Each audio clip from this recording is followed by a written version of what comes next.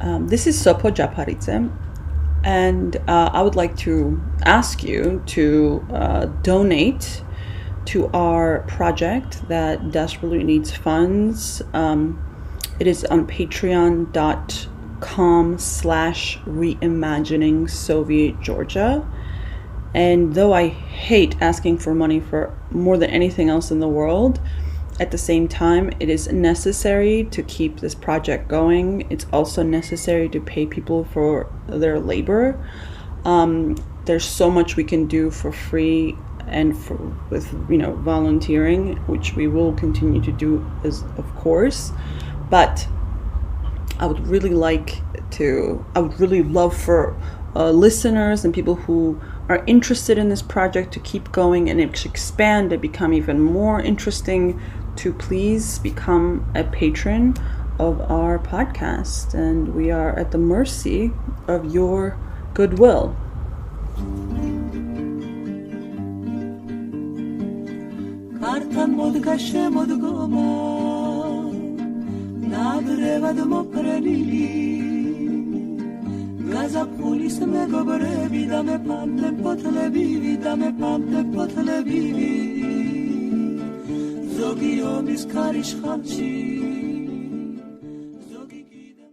Welcome to Reimagining Soviet Georgia. My name is Brian Gigantino. Nationality was a building block of the Soviet Union. Nationally designated territories, Union republics, autonomous republics, and others were the basis of the federal political organization of the system. While many historians have written on the national development and construction of nations during the Soviet period, some pressing questions have not been properly asked. What did nationality mean to those groups residing outside of their own nationally defined territory within the Soviet Union? How did this experience affect Soviet nationhood? In the case of Georgians, these questions are particularly important. Thousands of Georgians lived in Moscow and other cities throughout the Soviet Union outside of the Georgian Soviet Socialist Republic. By virtue of being Soviet Georgians, they were afforded particular advantages only possible because of how the Soviet system recognized, reproduced, and relied on Georgian nationhood, as not only an important Union republic, but as a cultural practice and political identity. On today's episode, we discuss all of this and more with historian Erik Scott, author of the book Familiar Strangers, the Georgian Diaspora and the Evolution of Soviet Empire.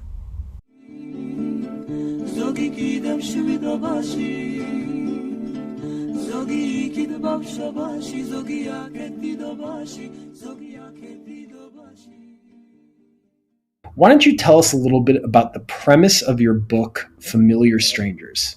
Sure. So the premise of the book is that there was such a thing as a Georgian diaspora within the Soviet Union, which to begin with was kind of an interesting proposition because they are an internal group with a homeland and a host society in one state, and that this group can tell us something not just about the experience of Georgia and Georgians in the Soviet period, but about the Soviet Empire more generally as a peculiar multi-ethnic state of Eurasia.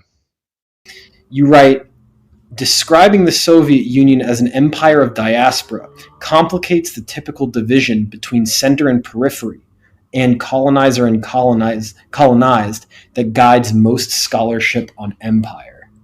And I'm curious if you could just talk about that a little bit. Like, what do Georgians, or what does your approach to the Soviet Union maybe tell us about the Soviet Union itself?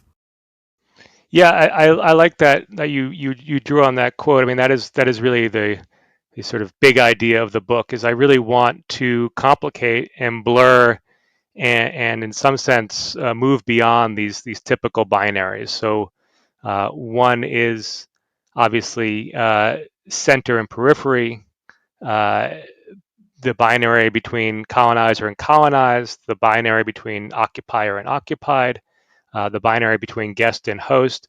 I mean, there are all sorts of ways in which the story of empire is typically told. And what I wanted to do, and why I think Georgians are such an interesting case, is they really complicate and they blur these neat binaries that oftentimes not just scholars, but also members of the public, people in search of a usable past in the Soviet Union, whether to affirm or to repudiate the Soviet past typically adhere to one of these binaries or the other.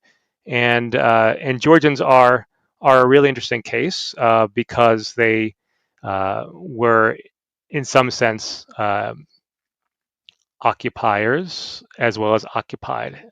They were, in some sense, guests as well as hosts. They were both in the periphery and also in the center. And so, by looking at this very prominent group of outsiders at the heart of Soviet empire, I really want to complicate the history. And I also there's a bigger project here at work too, which is not just about the way that Georgia is typically talked about, but the way that the Russia and the Soviet Union are discussed more generally, and that is, I think, really important. Typically, the way that Russian Empire and Soviet Empire had been studied when I was working on this book was that scholars would take studies of Western empire and colonialism, Western European, French, British, and then sort of look at the Russian Soviet model and say, okay, well, what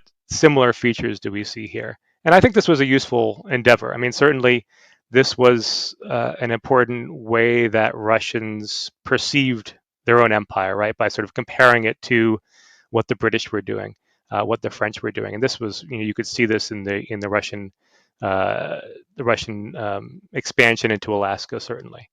But I wanted to reverse the direction of comparison, so not just simply take Western models and apply them to the Soviet Union and see what fits, but to take perhaps, I think, the most interesting case of Soviet Empire, which again is this group that was, whose homeland was annexed by the Red Army, but yet representatives from that homeland end up leading the state and actually leading the incursion into Georgia by the Red Army.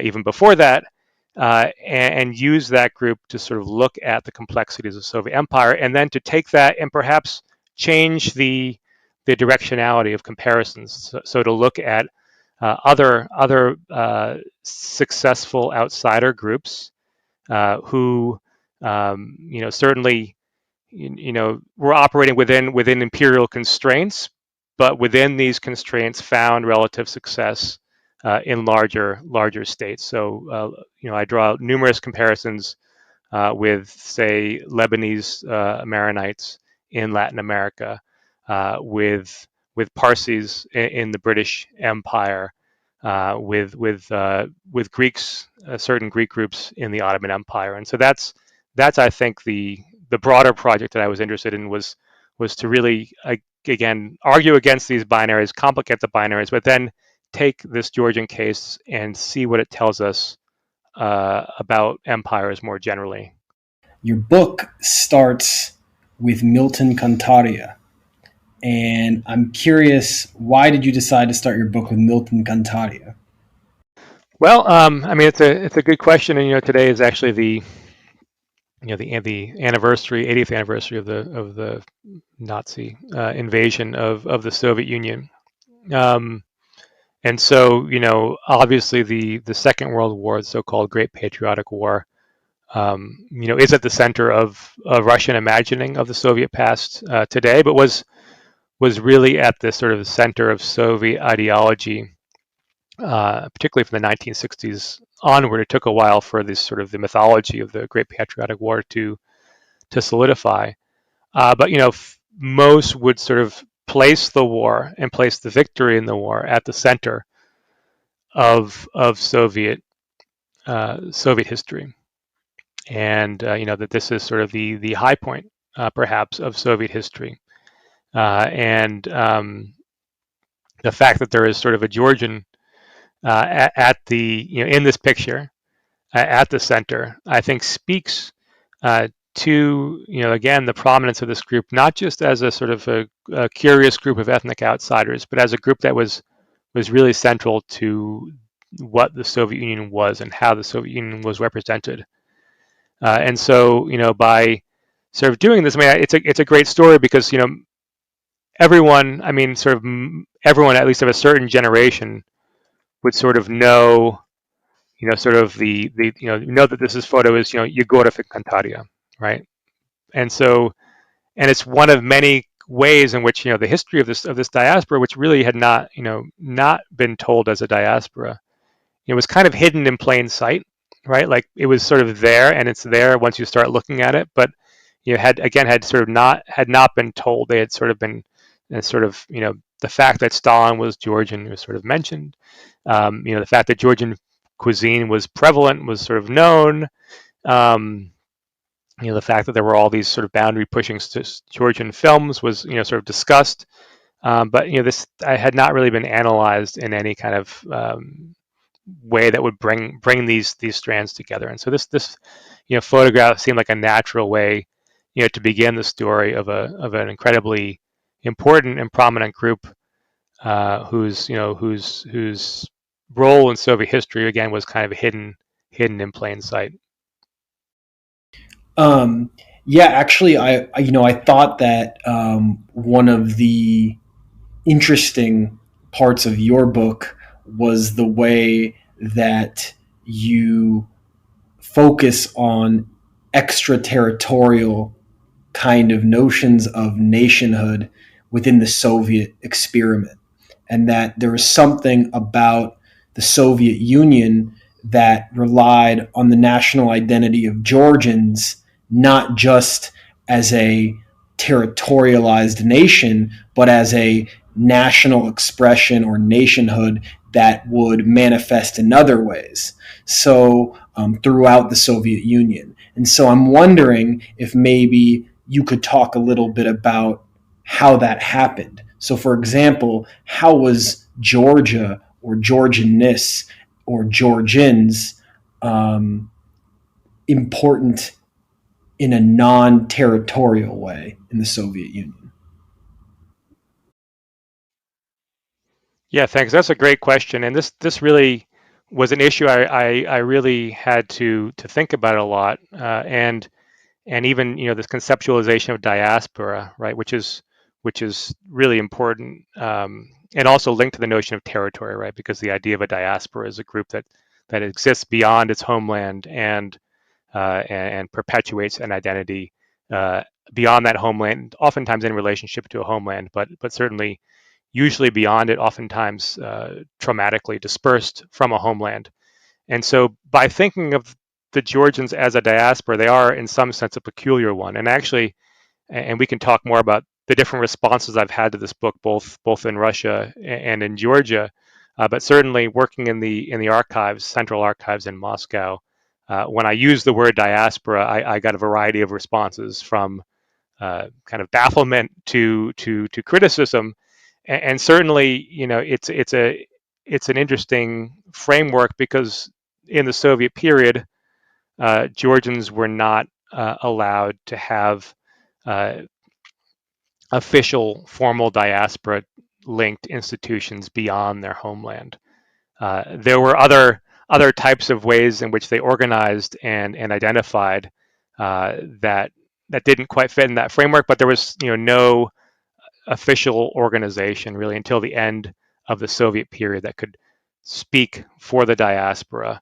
There were no Georgian language schools, for example, in Moscow until the late 80s. And so this was a group that, on the one hand, wasn't really supposed to exist as a diaspora. But on the other hand, there were a number of ways in which Soviet institutions and Soviet conceptions of nationality reinforced this sense of diaspora-ness from the official system of nationality, in which someone whose great grandparent had come from Georgia to Moscow could still identify in their passport as Georgian based on descent. But on the other hand, could not necessarily learn Georgian in a formal Georgian school. A group that that had certain constraints placed on cultural expression, yet could go back and forth between, say, Moscow in the center and Georgia, where at certain times there was a comparative sense of openness, and these cultural institutions rooted in Georgia were really oriented towards Soviet-wide markets, Soviet-wide audiences. So film companies, theater companies, song and dance ensembles, economic enterprises. And so there is this sense in which territory is crucial. I mean, the idea of Georgia as an idea is crucial. And the fact that Georgians have a homeland firmly within Soviet borders is really important, and I think is an important distinction when you think about Armenians who were coming from a longer diaspora tradition, but whose historic homeland largely lay outside the Soviet Union and in modern day Turkey. Georgians could go back and forth. Their homeland was sort of defined by internal borders, but in reality was sort of present in the imagination of Soviet people and present in their everyday life, from the dinner table to the music listened to on the radio, to the movies they watched, the theater productions they went to the composition of the Politburo in certain periods of time. And so this sort of was a very interesting dynamic, and really I think gave rise to an integrated sense of Georgianness and Sovietness that really I think defined both the experience of the Georgian diaspora, but also the experience of being in the multi-ethnic Soviet Union more broadly. Why was the Soviet Union important for Georgians, and why were Georgians important for the Soviet Union? That's a great question. Yeah, I mean, I think we should start with the first, and obviously the two are interrelated. I mean, this is really an entangled history, and not really a new one necessarily for Georgians. I mean, the Georgians as a group have been entangled with a variety of empires, from the Persian empires, the Ottoman Empire, to Imperial Russia, where they were very much integrated and oriented towards certain central institutions, to the revolutionary movement, where it's really striking that whereas say Polish groups are developing their own organizations, most of the revolutionary Georgian movements are oriented towards participating in an empire-wide movement to ultimately overthrow the empire itself, but nevertheless a broader empire-wide movement. And so, this is a long history, and I think Georgia and Georgians, because of where it is geopolitically, is a place that has had to navigate between local self-assertion and imperial prominence, and both have their attractions. And imperial prominence can mean different things. I mean, for 19th century Georgians, Russia was important, but Russia was also a gateway to European modernity in various forms and in various ways. So there is this interesting, perhaps symbiotic relationship for the Soviet Union, though, as an expressly multi-ethnic state, as perhaps the last empire of the Eurasian type to continue to exist, but to do so by adopting a consciously anti-imperialist stance and emphasizing its multi-ethnic nature. There was a real need for a group that could stand in for imperial diversity and serve imperial needs. And so the Georgian cultural repertoire, which is both distinctive but also has developed in a Russian imperial context, fits this very nicely. There are also other really important aspects here that come together. The economy of the Soviet Union, which was relatively closed and emphasized domestic production, creates the need for certain goods that really only Georgia can provide: tea, tobacco, wine, all of which give a disproportionate give Georgia a disproportionate impact in the Soviet wide economy. And then I think the other thing that's important for Georgian difference, the way the Georgian difference is represented, is it's not just about the way the Soviet Union is representing itself to its people, to its diverse population, but also in the Cold War, it becomes very important to the way that the Soviet Union positions itself more broadly in a decolonizing world. That there is a group that is not Russian, that is not Slavic, whose culture is really integral to what it means to be Soviet. I was reading a oral story of oral history of this Ossetian person who was saying that actually sort of nationalism, like she said, it was surprising that had spread through the intelligentsia much faster than everyone else. So when you speak of these like networks who were actually the most integrated into the Soviet Union, becoming the most national. Or first, is it correct? I mean, do you think it is that they seem to be the first ones, sort of that were lit up by this like nationalist sentiments, and then comprised most of the national movement cadre, or mostly the well-off?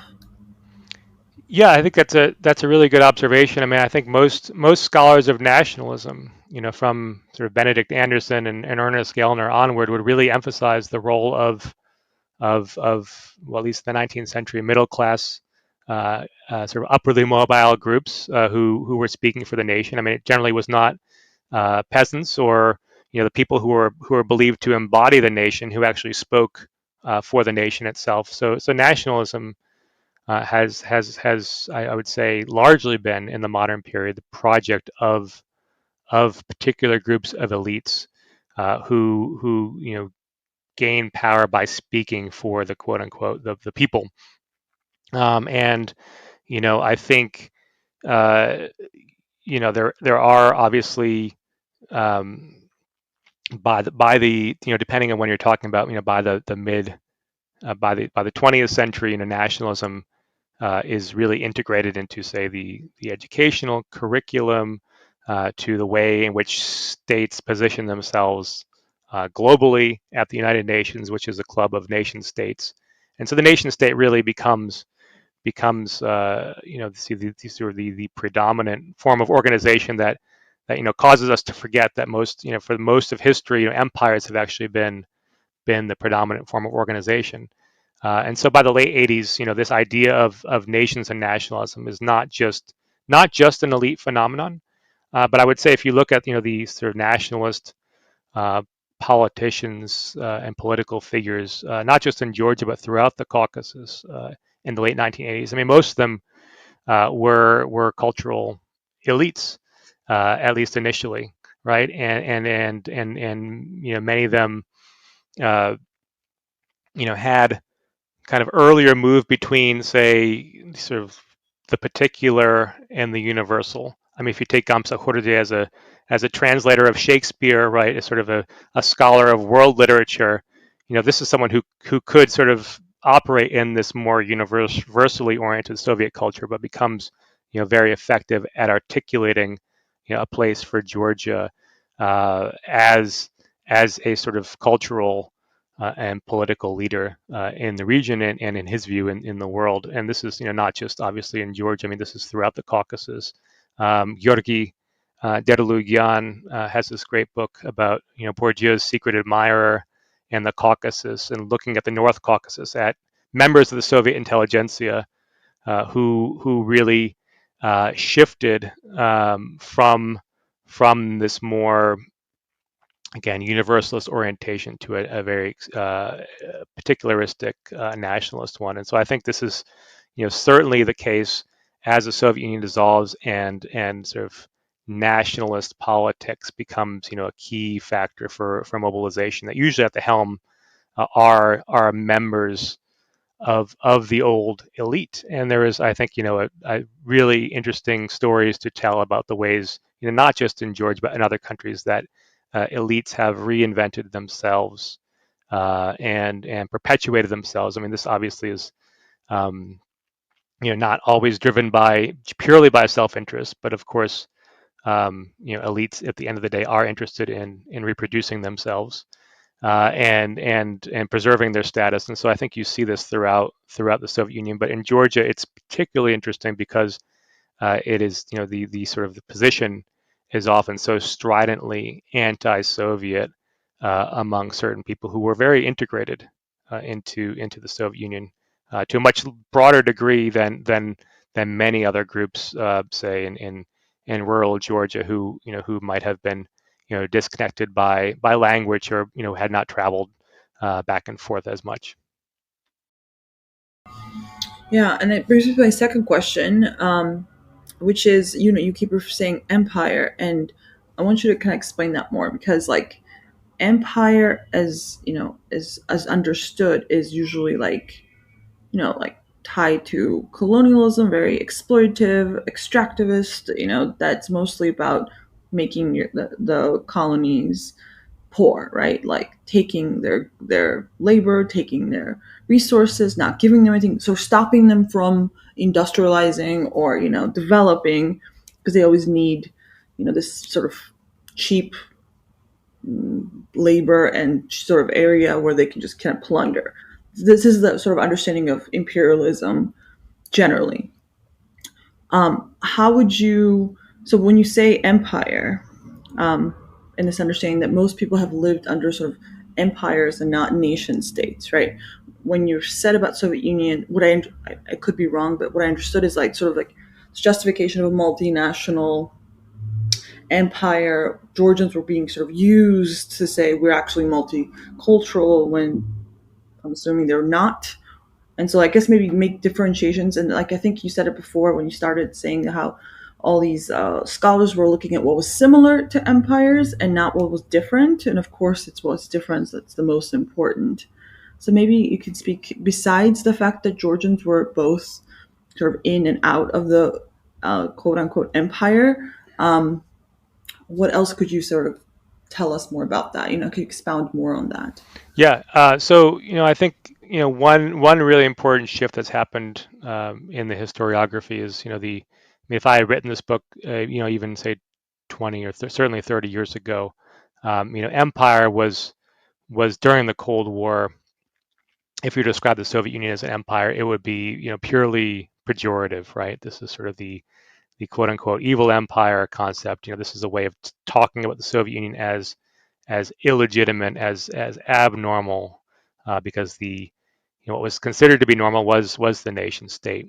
What's happened in the scholarship is that empire is increasingly used as a sort of conceptual and descriptive term to talk about multi-ethnic states that are created through expansion, that differentiate, as the Soviet Union did, between a center and ethnically defined periphery.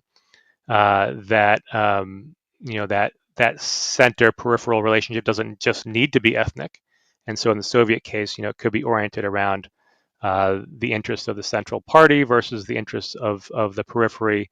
It could be oriented around particular networks of elite versus those in the periphery.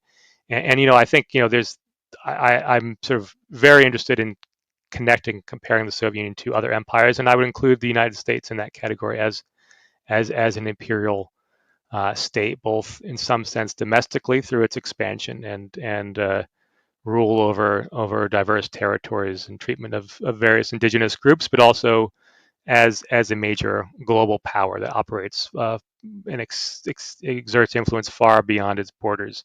And so when I'm using this term, I really want to sort of, I'm not using it to attack the Soviet Union, nor am I using it to cast the Soviet Union in any kind of nostalgic light. I think that's the other risk too, is we sort of risk going from, either castigating the Soviet Union or to idealizing it as a harmonious state. And so I'm trying to look at, certainly as an empire, there is power, there is hierarchy, there are tensions. But one argument I'm making, and I would say this actually holds about most empires, is that those are not just oriented around, say, Russians versus Georgians in the Soviet context.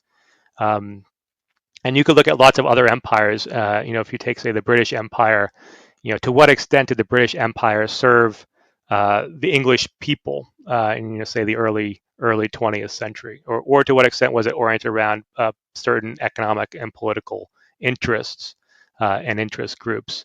And this was, a main point of critique, actually. If you look at sort of writing on the British Empire, the time period. And so, by the same token, this Soviet Empire, there is power, there are hierarchies, but I think it's a much more complex system than one that's simply divided along national lines. And I think this is again the value of the Soviet Georgian case is it complicates the analysis and complicates it in sort of so it's not a black and white you know sort of occupier occupied colonizer colonized type of framework, but it's a much more sort of complex terrain that Georgian Soviet Georgians inhabit, and they're sort of I don't think they should be criticized for the environment in which they're operating, in which they had to sort of make choices and operate within this framework. And in some ways, again, certain groups, I don't want to suggest all Georgians benefited from being part of the Soviet Empire equally, but certain groups certainly did and were able to maneuver in this imperial terrain in ways that benefited them. It's kind of interesting because I'm always like, if you were like a Georgian nationalist, I feel like you would be, and if you're looking purely nationalistic, as in like your people in high places, then you'd be much more pro-Soviet in some ways because so many of your people were in the highest places, ever, ruling such vast territories. If you only think about it, as your own tiny state, then that's very different. So I feel like even with nationalism, there's like, there's mostly a lot of logical inconsistencies, but that's another story. Yeah, no, I think that's So a huge thing. I mean, I've noticed this ambiguity, right? When I sort of talk to various people, and I really want to have the book translated into Georgian. It's translated into Russian now, but I really, I think it's really important to have scholarship in the Georgian language. But in my encounters, and in general, people have, I've found, I've really enjoyed talking with Georgian scholars and with members of the Georgian community, not just in Georgia, but also in Russia. I met many different interesting people. But there is this ambiguity for those who are more nationalistically inclined. On the one hand, people can strongly condemn the Soviet Union as a foreign state that held Georgia back. But on the other hand, there is this pride in figures. Even in Stalin, I know Lasha Pakradze in his work has sort of looked at this ambiguity of Stalin as both a sort of national traitor and villain, and also a point of pride. I mean, what do you do with the most famous representatives of your national culture and sort of most famous representatives of your nation if you're a nationalist? And so it's really, I agree, a very contradictory set of views that can coexist there. I'm actually sort of shocked how comfortable Georgians seem to be by being ruled by someone else, right? So I think it's like now it's sort of EU or US, or it doesn't seem to be really truly like for Georgia, run by Georgians. It's more like going to the EU, going to America constantly for help, for guidance, for this, that. A lot in people begging for an American base here. Like it's really it's not like people are against like colonization or empire, whatever, imperialism. It's more like they just don't want the Soviet Union. So I feel like a lot of it, or Russia, which seems to become synonymous with it. So like it's interesting because it feels like most of that is mostly anti-communist, anti-socialist, more than it is actually anti-imperialist. And so I don't know if you have noticed that, or maybe you have comments on that. Yeah, no, that's a great question. I mean, I think there are perhaps by necessity survival strategies, for a small nation like Georgia, and there are also various elite strategies aimed at integrating into broader broader structures. And if you look again at Georgian history, which is often taught, sort of the emphasis is on the period of sort of the Georgian kingdoms, and then this long period of occupation and empire, stretching, from sort of Persian and Ottoman rule, through the Russian rule and Soviet rule. I mean, that is sort of cast as an aberration, but certainly, but I would actually flip that and say that's perhaps the norm, right? The norm is that Georgia is existing as sort of integrated, in some sense, often on the periphery, but also with certain members of Georgia represented in the center of those states, whether it's the Ottoman Empire, the Persian empires, the Russian or the Soviet. And there's a lot of tensions there, and oftentimes it's not sort of clear cut one or the other. So if you take Georgi Sakadze, the sort of the famous historical figure and the hero of this film that Stalin was so closely involved in producing and making, and sort of comes out around the Second World War, and sort of used to sort of emphasize both national unity within Georgia and the unity of Georgia with the Soviet Union. I mean, this is a highly ambivalent and ambiguous historical figure who, before he turned on the Shah, had been, very, very closely integrated and sort of helping the Shah rule Georgia before he turned on him. And so, again, I think there's this constant balancing act that's going on, and a constant sense of, what is the position of Georgia, and and there are, it is a small country with some great ambitions, I would say, and one way of sort of addressing this is to seek integration into a larger system, and I would say that's not just, I mean, it's not just an invitation to colonization, although it could certainly be critiqued that way. But it's also, there's, I think, a sense for those seeking this that they will then be able to balance and sort of between the pole of the center and sort of the local agenda.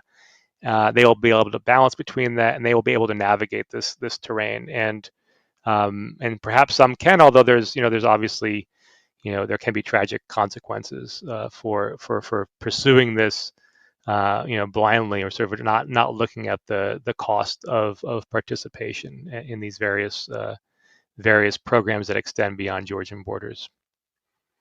Yeah, I agree with that. I think but they do sign these sort of horrible free trade agreements and these conditions within governments, or things that they take upon themselves, or contracts to MNCs. They're quite terrible. So it shows that in a way, it's not just a cost of participation, but it's they're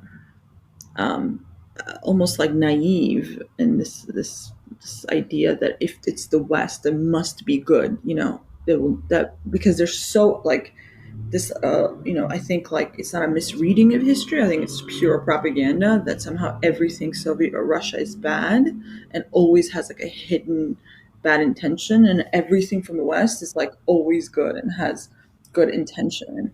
So I think there's because maybe it's we haven't had enough time to develop relations and see sort of how things can go wrong, but it is a kind of very black and white, that there's not a lot of nuance from the government general, not from the ruling elites in general. They're very I don't want to say childish, but it's naive, it's a very naive outlook on the world. Yeah, I mean, it might be. I think the thing for me, the thing that's interesting as as a historian, is that even though this is sort of cast as an effort to draw a line between Georgia and its Soviet past, or to integrate Georgia into the West versus the Soviet Union, or to cast aside sort of Soviet economic planning for neoliberal dreams of Georgia as a prosperous sort of member of free trade agreements, and with an economy that's again sort of divided from its Soviet past, is how much some of these patterns and aspirations actually are continuous with what you might find in the Soviet Georgian past, or the past of Georgia within Imperial Russia, where Russia is in the imperial period certainly an avenue for belonging in Europe, or participation in the Soviet Union is an avenue for belonging either in a worldwide socialist movement or in a broader sort of vibrant cultural world, or for a marketplace for different types of goods. And so again, although this is cast as a way to break with the past, it's a longer term pattern that I think is deeply embedded in Georgian history. I don't say that as a criticism or as praise. I think that more has to do with the position of Georgia as a unique, distinct but small nation that is has been oriented around its relationship with outside, or not even outside, but sort of larger powers for much of its history.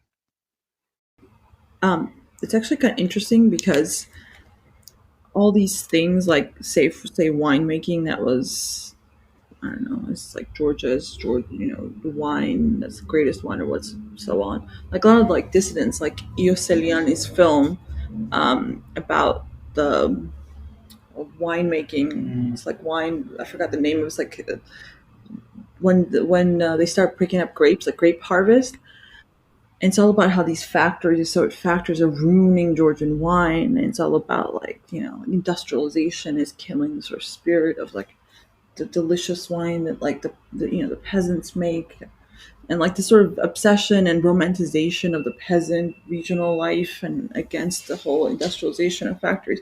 So it's a lot of discussions with Georgians is this idea that industrialization, Soviet Union was actually sort of butchering Georgian traditions, like, or they were like making it, cheapening it or so on. Mm-hmm. And it's also known as like, oh, Russia, they'll buy our like bad wine, and because if we shouldn't sell to Russia, we should sell to EU because then our standards have to get better.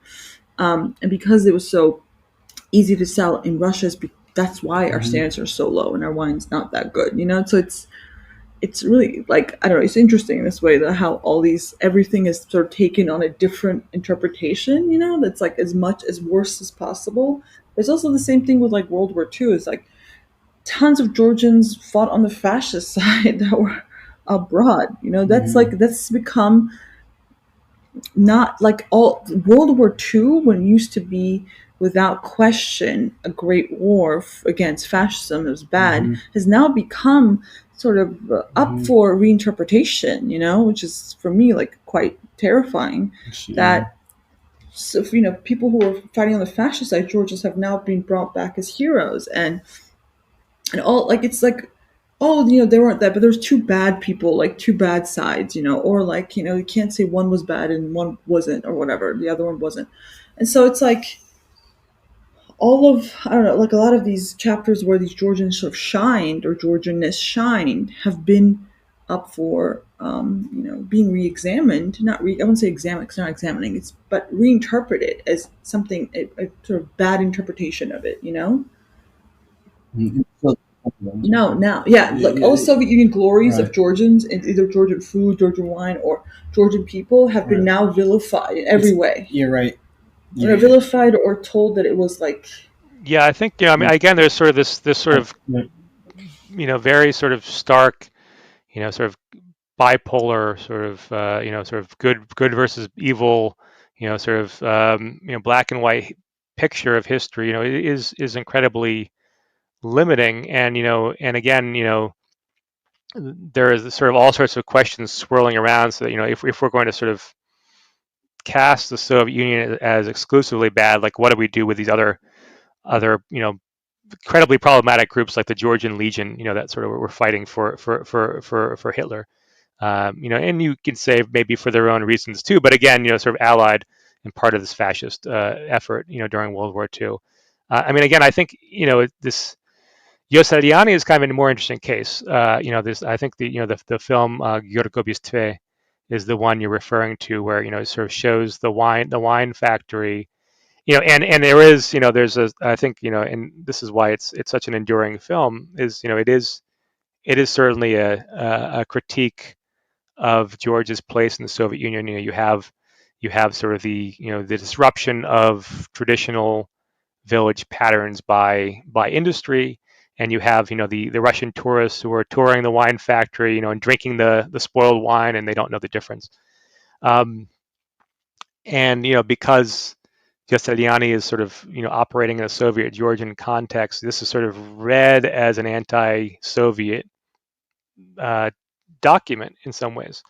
But on the other hand, you could sort of tell a similar story about, modernization and industrialization in a number of different contexts, and sort of, look at, say, like the way that places like, Spain and Portugal and Chile have been sort of, turned into, places where, huge volume of cheap wine is sort of produced for global markets, and sort of, there can be obviously very high quality wine from these places, but again, sort of, it's also, I would say, a critique, sort of an ironic, because of Giussaniani, kind of an ironic and sort of semi detached kind of disenchantment with sort of modernization, standardization. That's not just a Soviet story, but is kind of a 20th century story, more broadly. And again, I think that film is much more polyvalent and complex than it is sometimes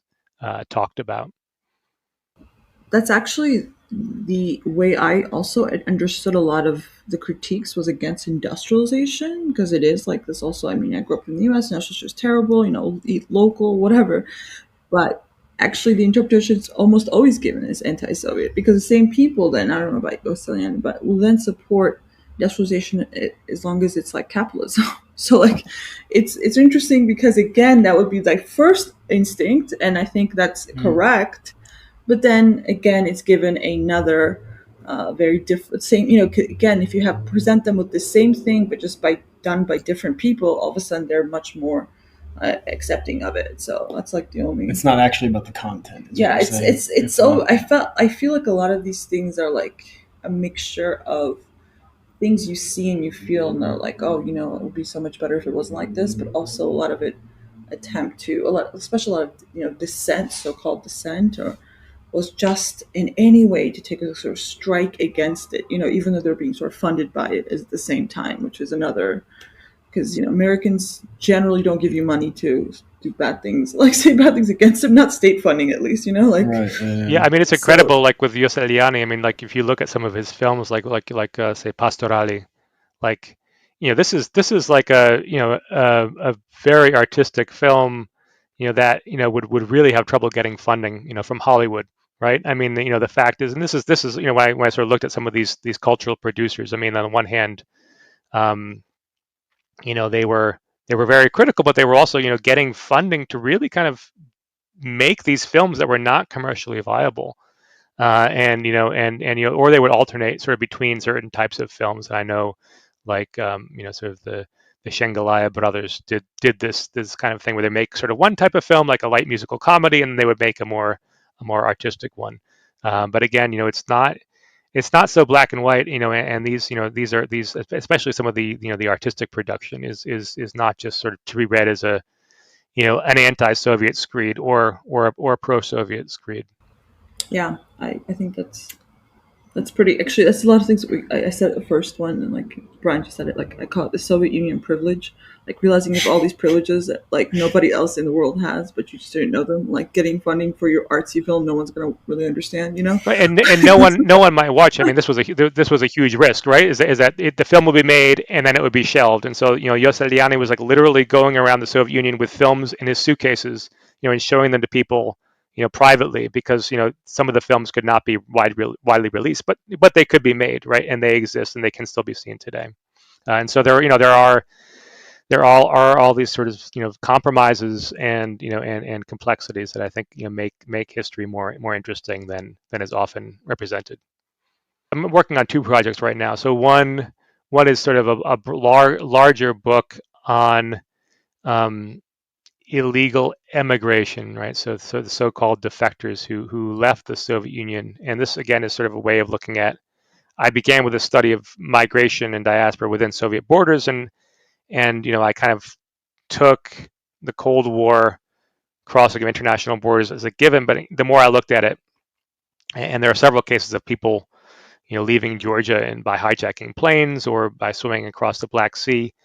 The more I looked at it, this became incredibly crucial to debates about who a refugee was, and how these in between places between states, airspaces, international waters, extraterritorial spaces are governed. And so that's one big project I'm working on. But another project that is that is also ongoing is this article on the dry law that I'm writing with Anton Vacharadze in Georgia, and sort of looking at using Georgian archival materials and interviews, as well as archives from Moscow, to look at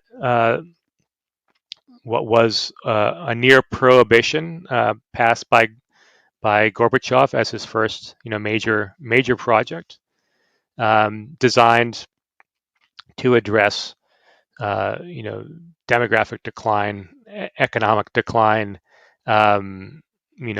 really serious alcoholism, within Soviet borders, becomes, in Georgia, interpreted and experienced as, an attack on the crucial Georgian wine industry, which had been so integrated into Soviet markets, as we've talked about, and all the ways in which this kind of plays out. And I think it's actually quite important to the history of Georgian nationalism in the 1980s, because the wine, if you think of Saint Nino's cross being made out of the wine, the grapevine, and sort of the significance of wine in Georgian culture, is seen as sort of interpreted as an imperialist attack on the Georgian way of life, and and it actually has a much longer history besides the sort of the end of this dry law in '87. I mean, I think it really impacts the late Soviet economy and late Soviet culture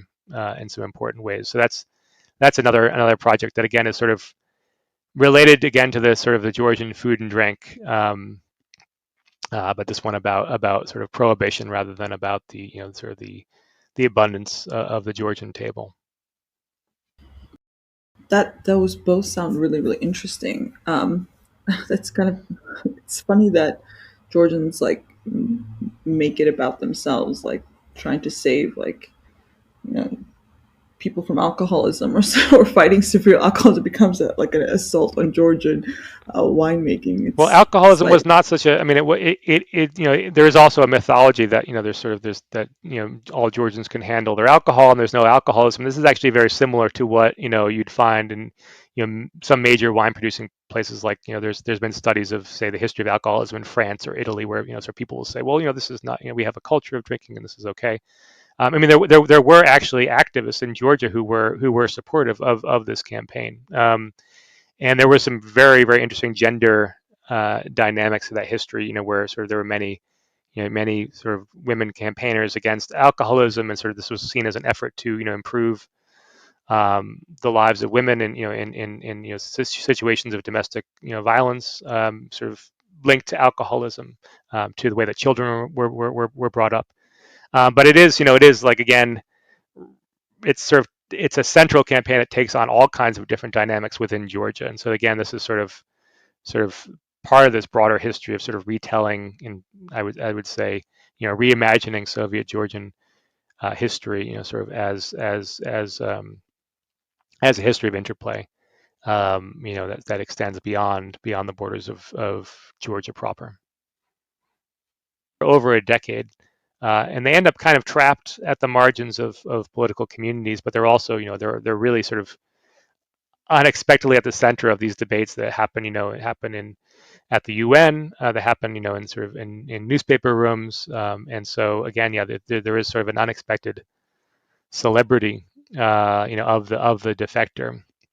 And this is part of the attraction of sort of these desperate efforts to cross borders in ways that people's mobility is meant to be governed, right? This is like one of the main things the modern state is interested in, is sort of rooting people and governing the way they move. And so by sort of challenging or finding gaps in that system, there's sort of these very interesting stories and unlikely people at the center of debates about what is to be done about people who move in these ways. It's interesting that you're talking about emigres, because we've looked at the archives of some Georgian emigres who left before Sovietization. And what I think has been an interesting thing to think about is the way that these emigres who leave before or directly as the Soviet Union is being establishing power take with them national ideas, hold on to those national ideas, and then those national ideas at the end of the Soviet Union take on a new political resonance without any rootedness in the place where national culture and infrastructure and life has been developing for 70 years. And so national dynamics have been changing, shifting, ideas have been Sovietized, life has been Sovietized, and then all of a sudden you have emigres who have, like, in a petri dish or in a jar, maybe you could say, held on to an idea, and then they come back and say something like, our nation has been under occupation or repression, or has been in this prison house of nations for 70 years, when in actuality the nation's been developing on a different path, but the idea that they had some idyllic kind of theoretical view of the nation from an earlier period, they're kind of trying to remobilize, you see? And it's been interesting to think about that effect, I guess, on post-Soviet nationhood and ideas of post-Soviet nationhood. Yeah, I mean, I think the idea of sort of the notions, there are notions that can kind of swirl around and sometimes be used by emigres themselves, of sort of the emigres as a representative of a pure, pre-Soviet past, and from sort of sort of the cultural elements, even to the language they might speak, which supposedly sort of pure from Soviet modifications, and again, it's a complicated history, and many of these emigres themselves, if they come back, I'm not just thinking of Georgia, but the post-Soviet space more generally, oftentimes, not only sort of, they might have difficulty finding a place for themselves, right? They're sort of more often sort of talked about than sort of able to sort of articulate necessarily the sort of their unique position as being sort of a place that that existed 70 to 100 years ago, and yeah, it's very interesting. It's also, I think, very important to understand that the emigre experience is not kind of frozen in time. Like, it's not like it just sort of sort of has taken 1917, and 1917 Georgian culture has been preserved intact, say in Paris, for almost a century, right? That there are all kinds of changes happening there, and again, this is why I'm interested in diaspora, more generally, as the ways in which it's not just sort of one thing unchanging, but it is sort of a hybrid form of identity, and certainly in the Cold War, I mean, a lot of this stuff, the sort of rhetoric of emigres as representing a sort of purer and anti-Soviet sort of form of culture. I mean, that was used and weaponized in the Cold War. Ben Tromley has a great book about sort of Russian exiles who were sort of used, propped up by the CIA, by the U.S. to sort of be these political and representatives of a Russia that or a Soviet Union that was supposedly sort of freed from communist rule. And so this is there's a longer term history here. This is not something that sort of simply started happening after 91. I'm literally a product of this. Like, I left in 1992 as an 8-year-old child, and like I grew up in the U.S. for 22 years, and I am much more of like clearly my understanding of Georgians was much more Soviet Georgia, and my parents' values, all the immigrants' values, all we have a Russian store everyone goes to has all Soviet kind of food that we eat. Like, it has nothing to do with when I came back here. I was like, this isn't like the country that I understood it to be, it's completely different. None of those even products are available. like it's crazy. Like I was living in like a time capsule in US for like 20 years about what Georgia was like, because I was also I couldn't come back either, and so like this sentimental kind of little world came back to a very different, completely different country. I couldn't really recognize. So it's very difficult to even make sense. Plus, in being in the US for 22 years, also like a lot of times, like I also see people who are in the US now or somewhere else. It's like they're more Georgian than Georgians, like they are, like all the Georgians would come out with their Georgian flags and their Georgianness, and they would like sort of do these performances, which are like kind of almost like caricatures. Um, but of course, like none of them actually want to come back and live here. They just like really want their like ethnicity or whatever, like their food and their clothing, or during festivals, or say in Georgia we do this, whatever. But it's like doesn't mean anything. Like they don't. Yeah, I mean, I think it's interesting. There's been a lot of stuff of, and I know Ron Sunni's scholarship has been really important in sort of looking at the social construction of nations, and sort of the idea of sort of invented traditions. But this is an ongoing process, right? And it's sort of Georgia can be reconstituted as different things in different places, and the sort of the relational aspect of this, right? That sort of the sort of Georgians in Georgia might, the conversation might be like, which part of Georgia is your family from, and whether it's sort of Eastern Georgia or Mingrelian.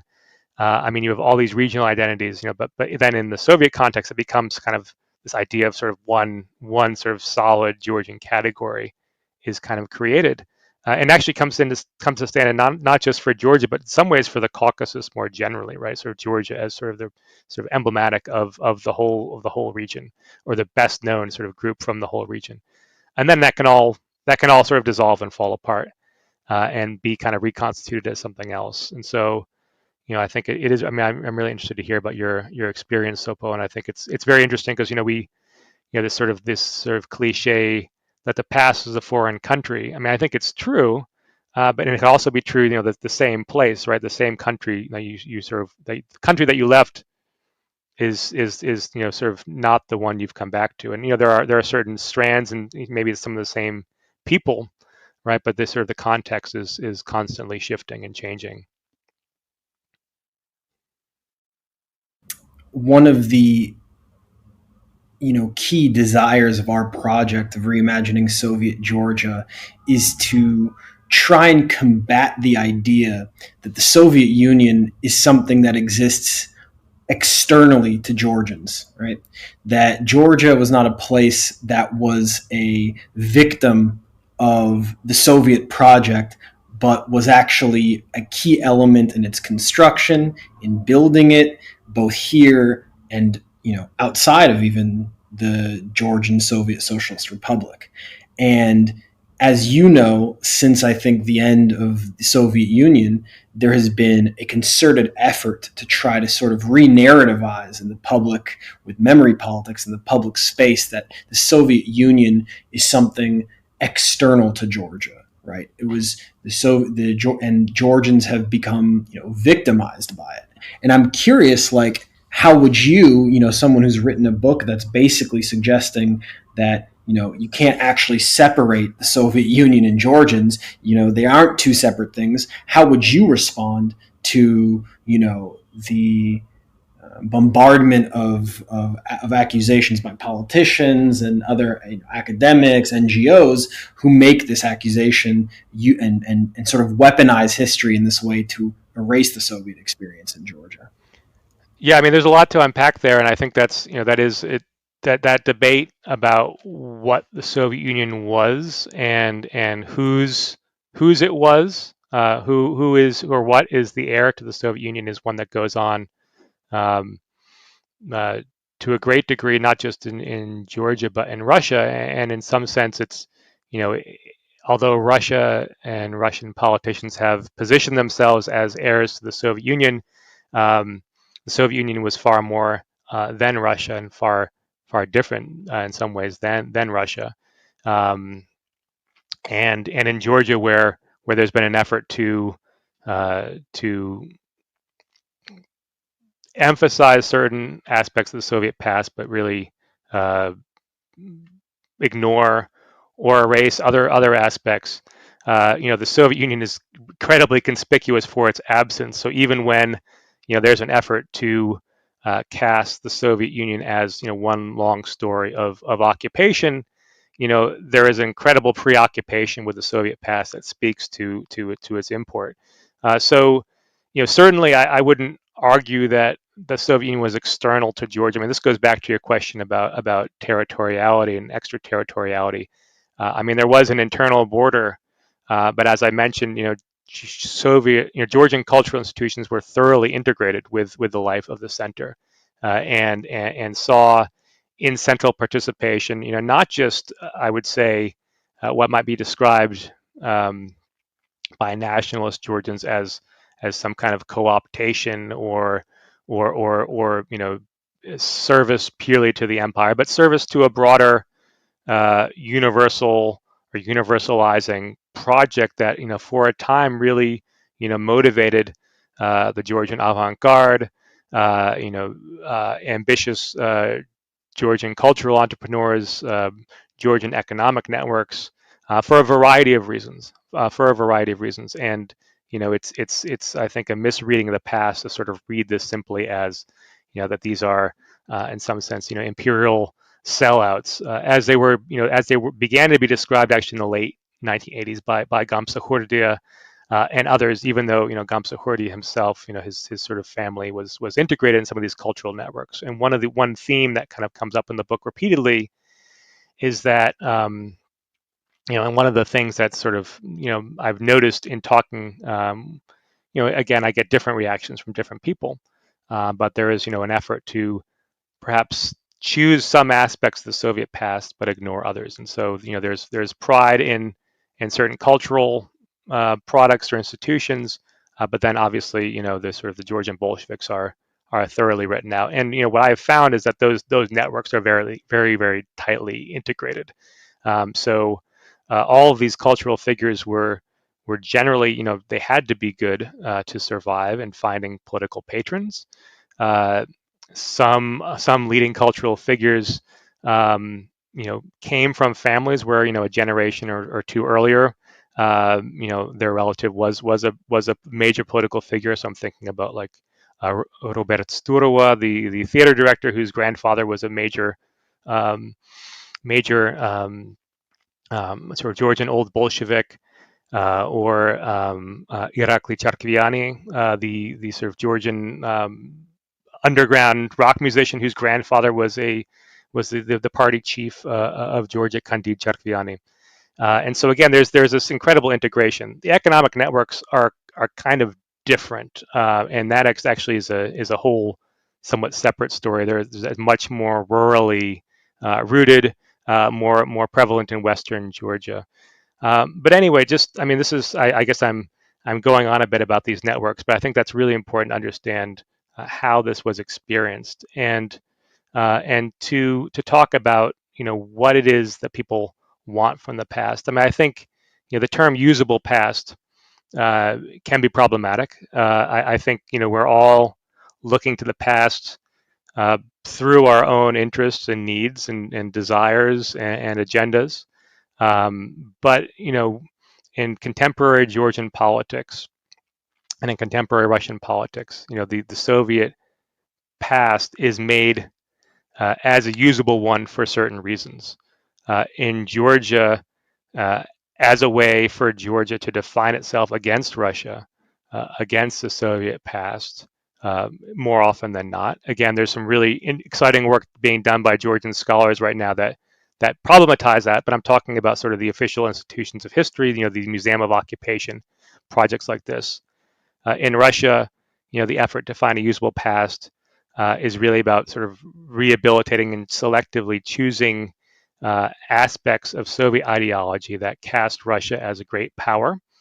And so I really see two sort of projects aimed at excavating a particular usable past that then require them to discard or ignore I think all the complexities, the complex interrelationships that, to me as a historian, really I find interesting.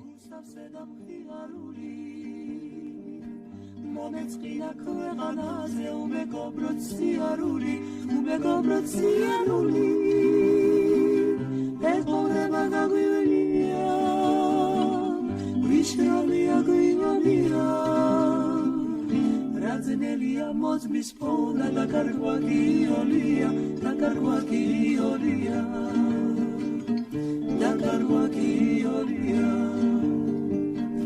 Ora ucebka pantura, na drewi sicharuli. Dzalch ხშირად მახსენდება ის პირველი სიყვარული, ის პირველი სიყვარული. რა ყოფილა მოგონება Darvita me carga, sixmatvilis vilikebze erti gogoda me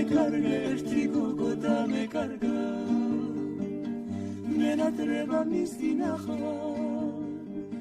misi guli mkhiaruli, momets bina kveghana ze ualer botsiaruli, ualer sotsiaruli.